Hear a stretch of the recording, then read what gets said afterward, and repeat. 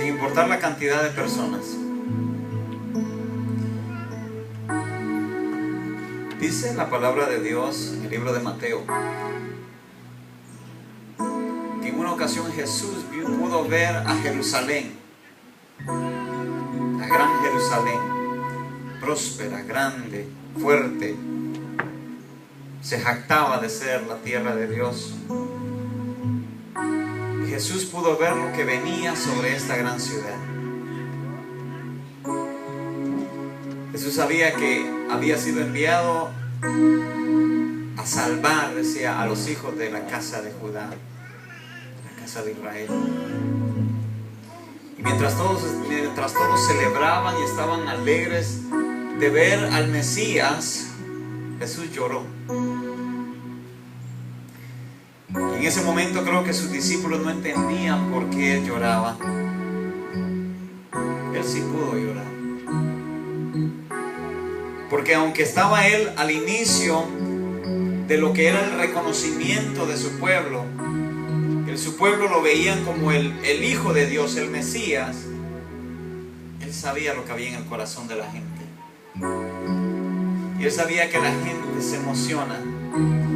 Y durante la emoción brincamos y exaltamos y hacemos tantas cosas. Y esto mismo lo experimentó el Señor Jesús. Y pudo ver cómo la gente preparaba el camino para que pasara.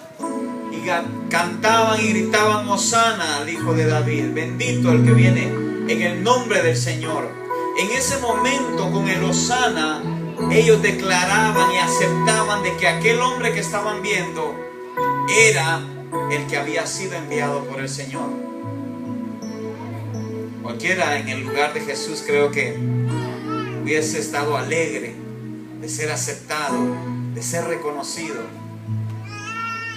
Sin embargo, Jesús dice, mientras veía la ciudad desde un monte, lloraba. Lloraba porque era lo mismo que había profetizado el profeta Jeremías, que no quedaría piedra sobre piedra de esa ciudad, porque era un pueblo que alababa a Dios de labios, pero su corazón estaba lejos de él. Han pasado ya más de 1000 años, más de 2000 años, y la historia sigue siendo la misma. La historia sigue siendo la misma.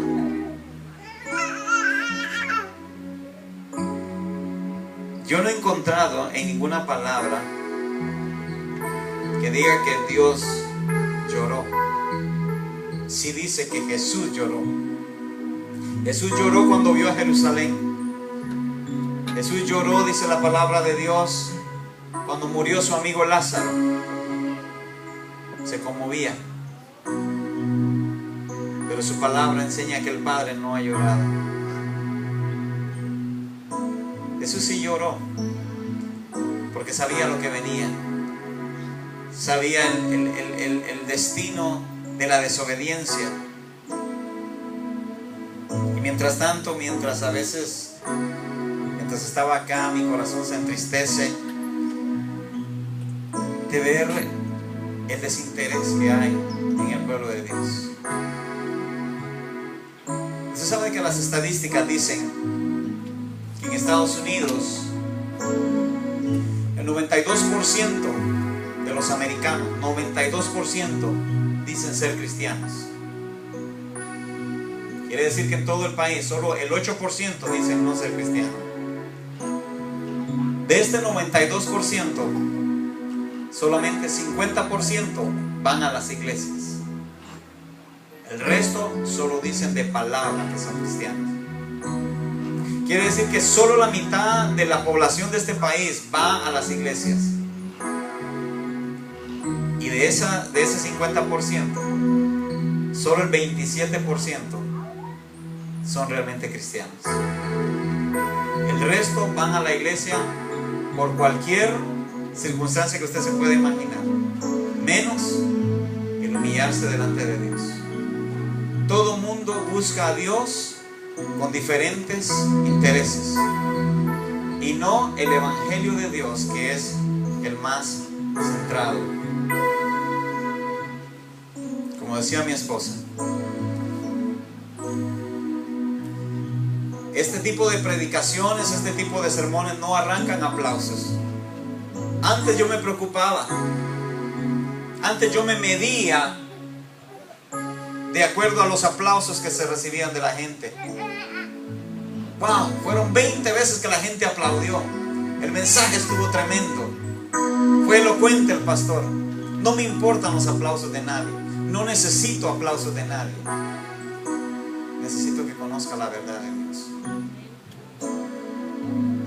La iglesia está viviendo en tiempos donde nos paramos en el altar, en el púlpito, y lo único que hacemos es mover sentimientos, mover emociones. El mismo Facebook, yo veo predicadores, pastores famosos, y uno tras otro siempre los mensajes que veo son: Dios va a alumbrar, la luz de Dios. Y todo me hace sentir como que wow, soy el consentido de Dios, todo está a mi favor, estoy obrando tanto. Y casi nadie habla de realmente estoy viviendo una vida correcta delante de Dios. Soy digno de recibir las promesas de Dios.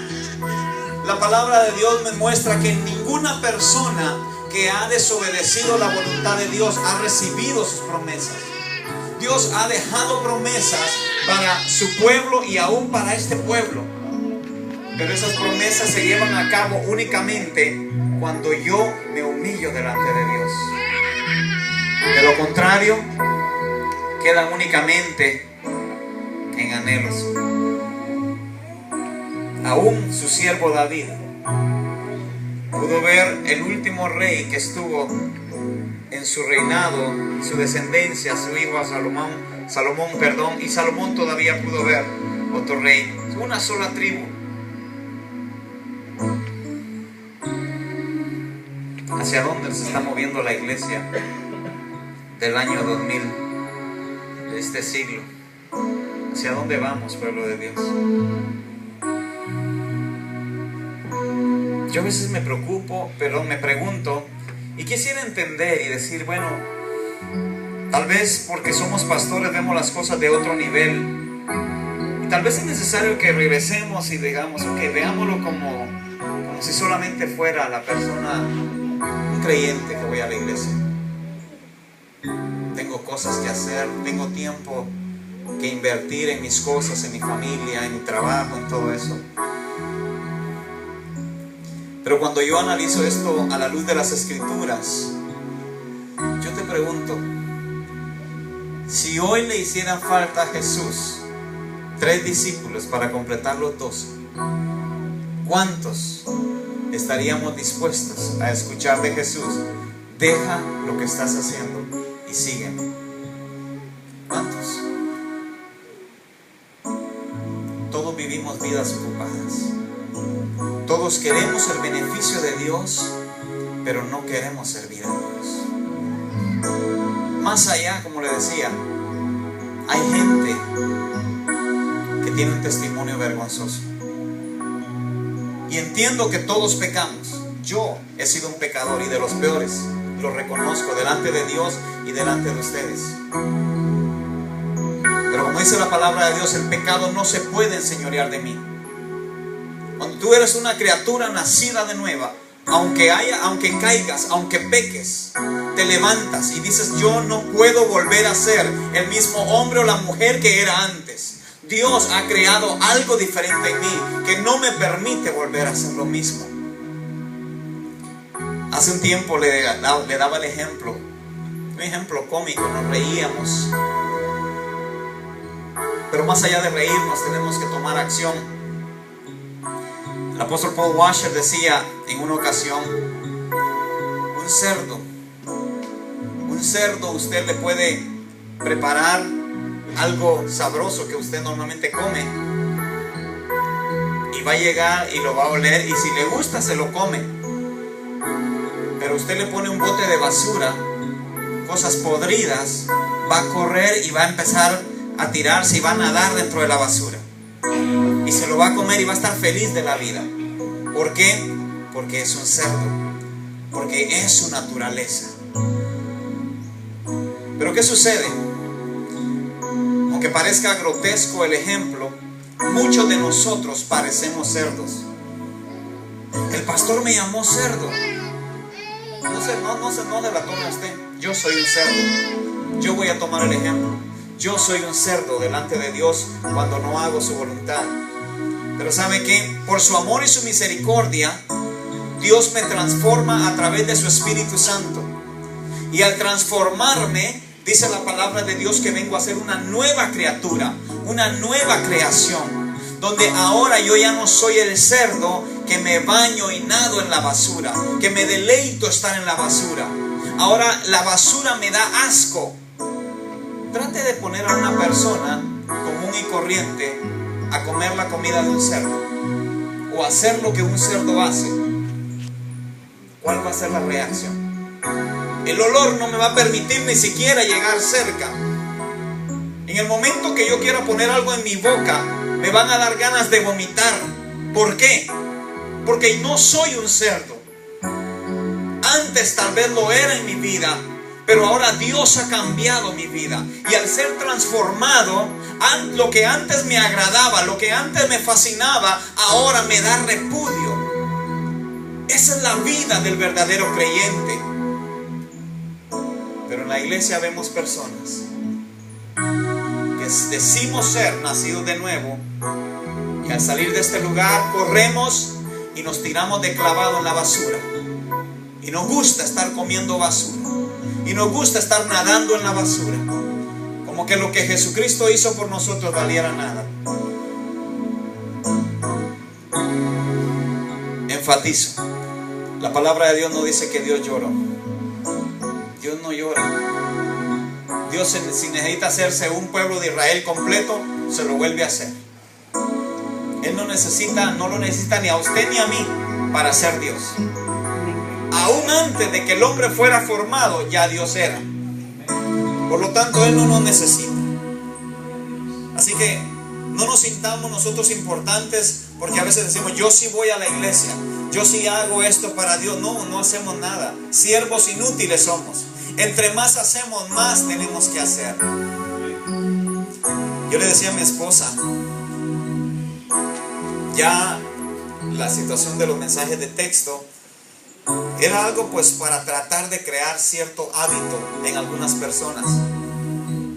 Poder recordarles, tenemos estudio bíblico, no estamos familiarizados, se nos olvida por cualquier cosa. Ok, empezamos a recordarlo, miércoles tras miércoles, estudio bíblico, jueves, noches con Jesús. Pero para muchas personas no tiene importancia. No tiene importancia. Cualquier cosa es más importante que buscar del Señor.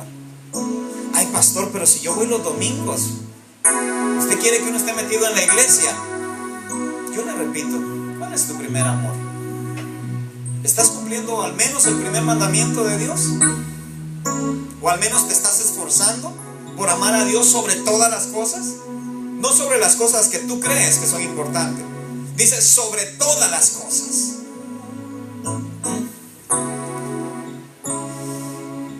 Ayer estaba hablando con el pastor Pablo Vega